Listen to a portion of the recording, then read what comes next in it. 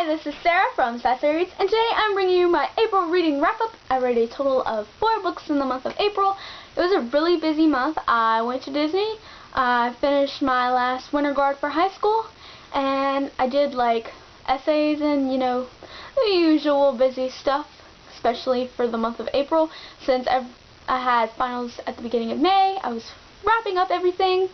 And let's hop right into it. Let's talk about my favorite book of the month.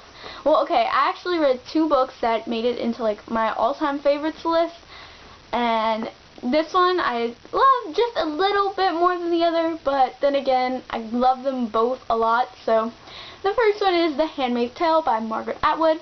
If you have seen my discussion on why I don't think YA dystopian is technically considered dystopian because of books like 1984 and The Handmaid's Tale, I have mentioned this book before. The Handmaid's Tale is this amazing story. Well, it's not amazing. It's actually really kind of lifeless, but it has like this little bud of hope, and it's beautiful. It's a beautiful story. Margaret Atwood's an amazing writer. It follows Offred, or is it of Fred? I guess it would be of Fred since it's of George. They have these women who are thrown into the handmaid caste or given names that, symbolize that they are not people but property for their, what is it? A commander. I wanted to say a colonel. I know it's not a colonel, it's a commander.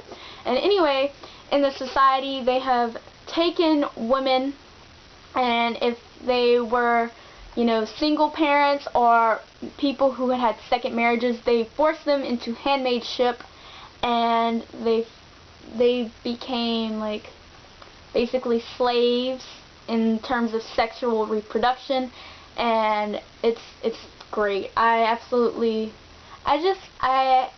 like I need to make like a review video about this because there's just so much to say, but it's where to find the time to do it. So I highly recommend reading The Handmaid's Tale if you have not read it yet. It's one of the best books you will probably ever read, and if you don't like it, you can fuss at me for it, but I'm sure you would take out a little bit out of it even if you didn't like it. Then my next favorite is SlaughterhouseFive by Kurt Vonnegut. I've been recommending this book to literally everyone. Like, every time somebody's on Twitter, they're like, give me book recommendations. I'm like, SlaughterhouseFive. Read SlaughterhouseFive. So, I don't even know how to explain SlaughterhouseFive. Basically, it follows Billy Pilgrim in the simplest of terms. Billy Pilgrim time travels. But does he really time travel? Oh God, where to start with this book? Obviously, it's a masterpiece. I mean, if you haven't heard of Kurt Vonnegut, definitely pick him up. I suggest starting with this one, or Mother Night, which is another great novel. And it's an anti-war novel. It's anti-religion. It's anti-humanity. It's anti-everything. And I love Vonnegut so much. He's an amazing writer. Like, I really enjoyed reading this. I don't even know how to describe my feelings toward this, because I feel like if I were to put into words how much I enjoyed reading SlaughterhouseFive and how much I took away, it wouldn't be enough. Maybe I can write about it, but verbally speaking it out just doesn't do this novel justice. I recommend these 2 books. I mean, just pick those up. And then my English teacher told me about Joyce Carol Oates, who is kind of similar to Margaret Atwood in writing style. And I read Beast, which is this really short book. I think it's like 84 pages, the copy that I read. It focuses on this girl who has an obsession with her English teacher / creative writing teacher, and she ends up not starting an affair with him and the wife of his. I don't even know how to explain it. It's twisted.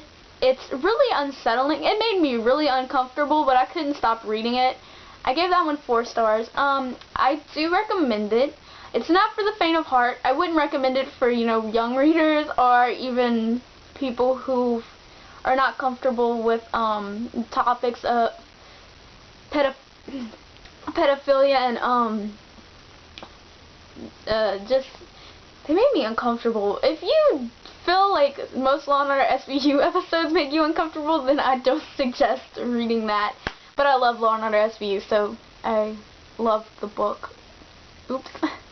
And then I also read Gollum by Lorenzo Cacotti. I got an ARC galley of it. I gave it 3.25 stars.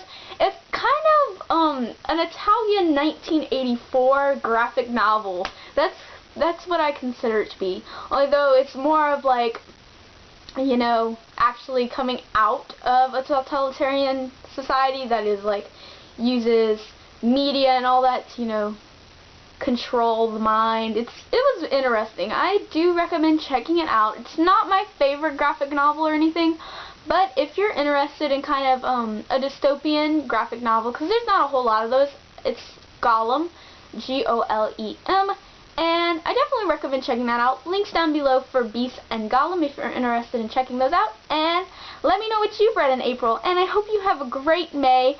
So